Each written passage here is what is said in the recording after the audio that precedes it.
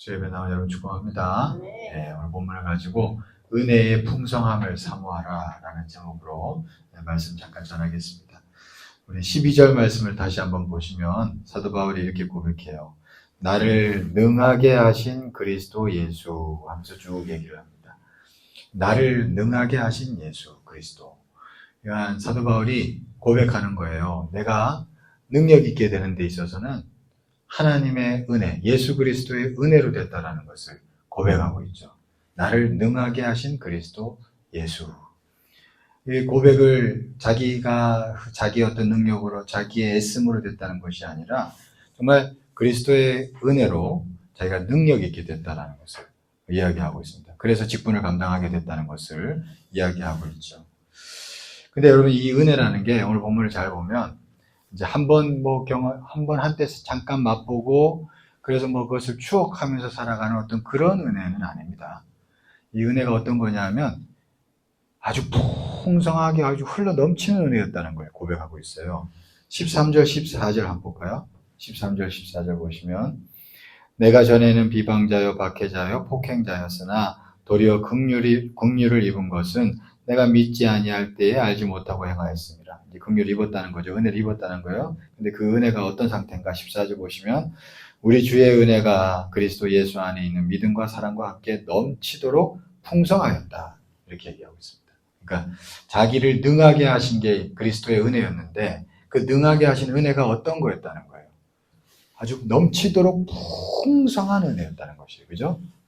풍성한 그 은혜가 우리로 말하면 성령 충만이고, 그죠? 은혜 충만, 은혜 풍성함, 흘러 넘치는 그 은혜가 나를 능력 있게 하였다라는 것을 고백하고 있습니다.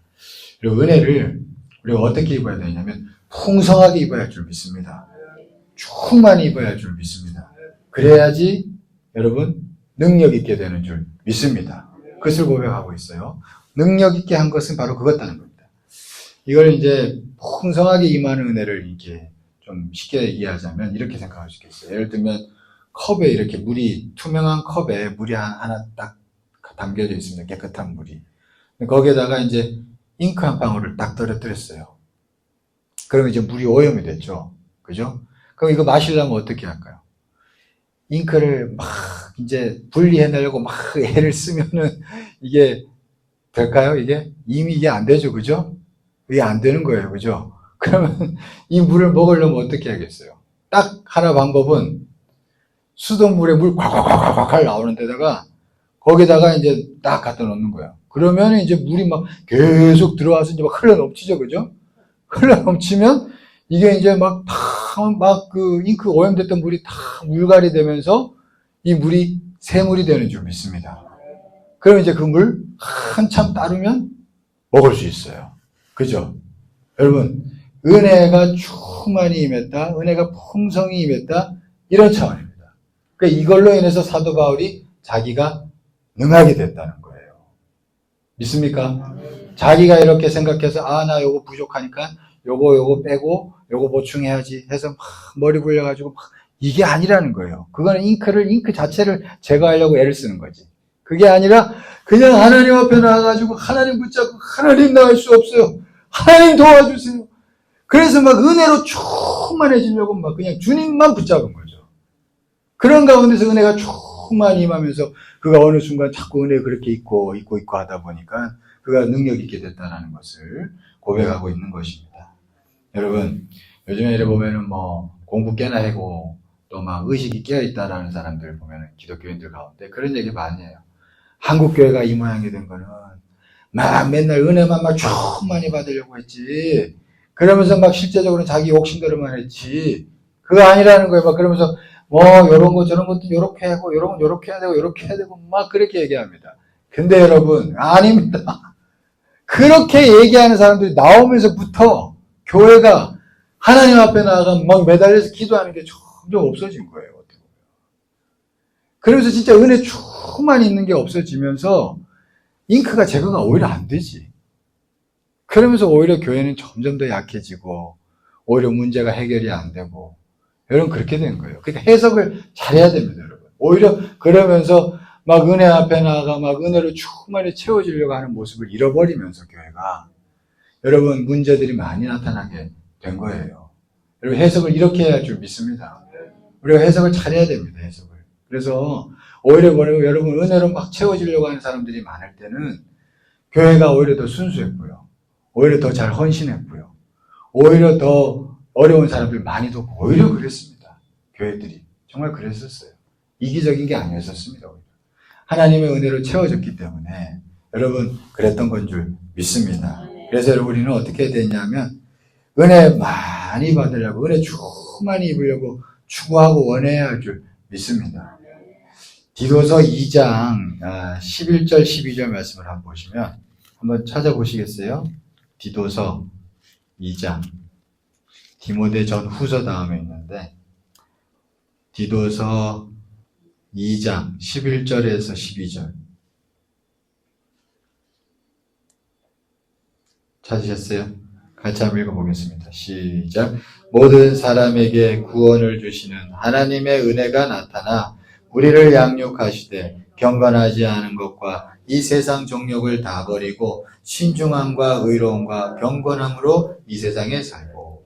자, 여기 보시면 11절을 다시 보시면 모든 사람에게 구원을 주시는 하나님의 은혜가 은혜가 나타나야 돼요. 여러분 믿습니까? 은혜가 나타난다는 건 은혜의 풍성함입니다. 여러분 나타난다는 거는 이게 은혜가 막 오다가 멈춘 게 아니라 막 와서 막 넘쳐가지고 겉으로 나타나는 거예요. 그죠? 은혜가 나타나 우리를 양육하시되. 그러니까 은혜의 나타남 가운데서 양육이 이루어진다는 거예요. 막 그냥 지적으로 성경 공부하자 이것만 가지고는 여러분 우리가 양육이 되지 않습니다. 성경 공부가 중요하지만 성경 공부를 하고 성경을 듣고 연구하는 것도 중요하지만 반드시 뭐가 앞에 있어야 되냐? 은혜가 나타나야 돼요. 아멘이시죠?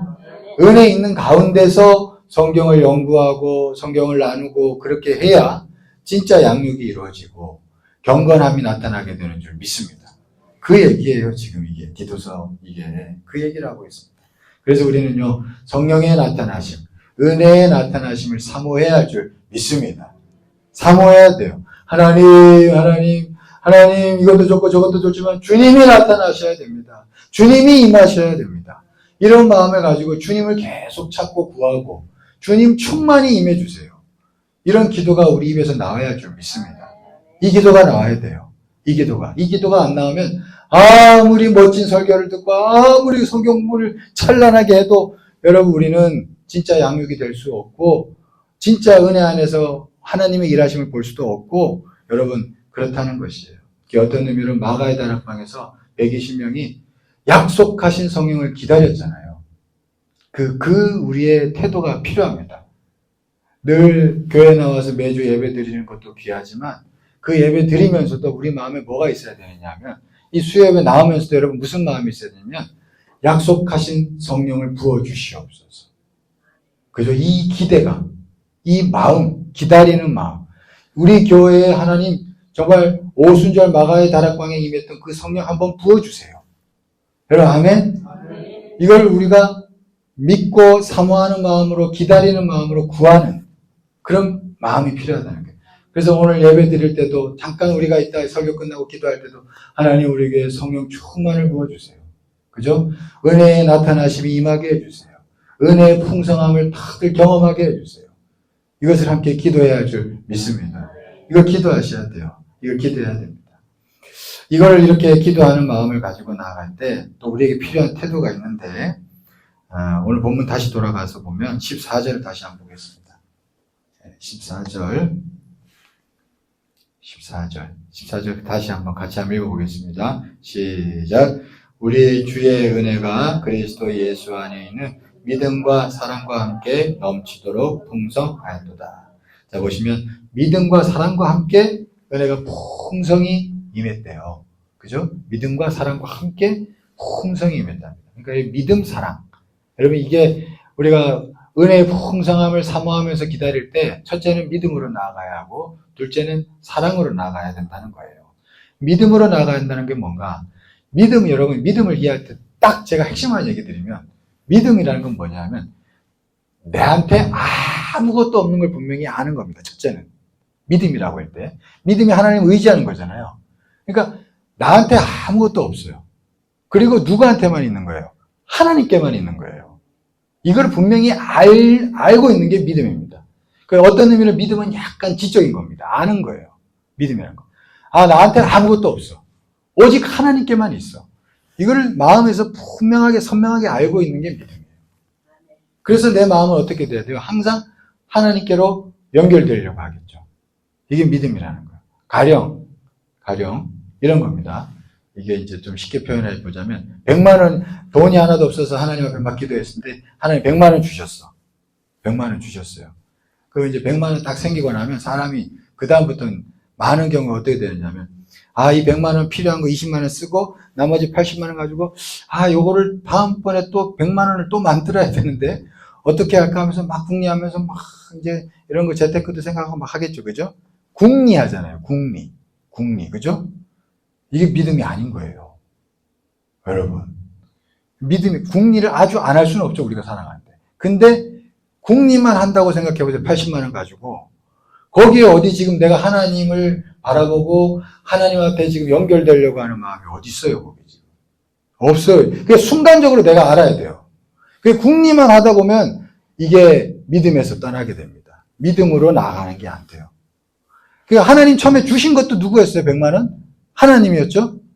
그럼 계속 줄 수 있는 분은 누구예요? 하나님이잖아요. 내가 그걸 만들 수 있어요? 없어요? 있다고 생각하면 궁리하는 거예요. 없잖아요. 그러면 하나님 뜻대로 쓰고 하나님 이제 이거 어떡합니까? 그 다음은 어떻게 되죠? 하나님 도와주세요. 하나님 나는 하나님 아니면 안 돼요. 100만 원도 하나님 때문에 왔잖아요. 하나님 도와주세요. 이게 믿음이에요. 여러분 믿습니까? 그러니까 하나님에 대한 생각이 끊임없이 있는 거예요. 하나님에 대한 생각이 끊임없이 있고 어떻게든 주님께 연결되려고 하는 게 믿음이라는 겁니다. 그러니까 궁리만 아는 게 아니라 하나님께로 연결되려고 하는 게 분명히 있다는 것이에요. 여러분 이해하시겠죠? 하나님께로 어떻게든 연결되려고 하는 마음을 계속 가지고 있어야만 여러분 우리가 믿음으로 나아가고 그 안에서 여러분 우리가 하나님의 풍성한 은혜를 계속 누릴 수 있게 되는 줄 믿습니다. 고린도후서 11장 3절에 이렇게 나와 있어요. 제가 한번 읽어드릴게요. 뱀이 그 관계로 하와를 미혹한 것 같이 너희 마음이 그리스도를 향하는 진실함과 깨끗함에서 떠나 부패할까 두려워하노라. 이게 중요한 얘기입니다. 아담과 하와가 있는데 하와가 이렇게 미혹이 됐다는 거예요. 미혹이. 근데 이게 미혹이 뭐냐면 미혹의 내용이 뭐냐니까 그리스도를 향하는 진실함과 깨끗함에서 떠났다는 거예요. 이 하와가 그리스도를 향하는 진실함과 깨끗함이 처음에 있었는데 여기서부터 떠나면서 부패해져 가지고 미혹이 깃들고 그러면서 선악과가 보암직도 하고 먹음직도 하고 이렇게 됐다는 얘기입니다.